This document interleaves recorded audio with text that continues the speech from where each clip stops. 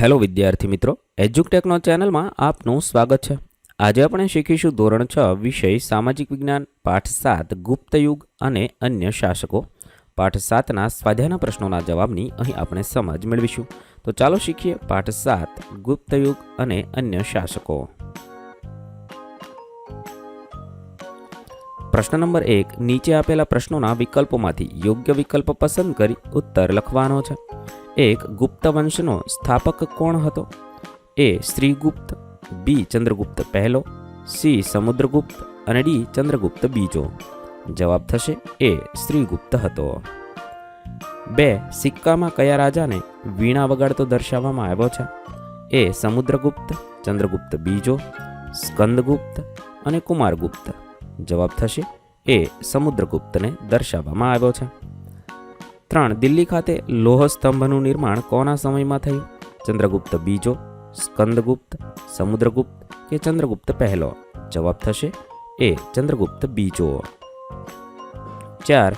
કુમારગુપ્તના સમયમાં કઈ વિદ્યાપીઠની સ્થાપના થઈ હતી? એ. વલ્લભી, બી. નાલંદા, સી. વિક્રમશિલા અને ડી. કાશી। જવાબ થશે બી. નાલંદાનો સમાવેશ થયો હતો। પ્રશ્ન નંબર 2, ટૂંકમાં ઉત્તર આપો। એ. કયા સમ્રાટના સમયમાં ગુપ્તયુગ સુવર્ણયુગ તરીકે ઓળખાયો? ચંદ્રગુપ્ત બીજાના સમયમાં ગુપ્તયુગ સુવર્ણયુગ તરીકે ઓળખાયો। 2. હર્ષચરિતમના લેખક કોણ હતા?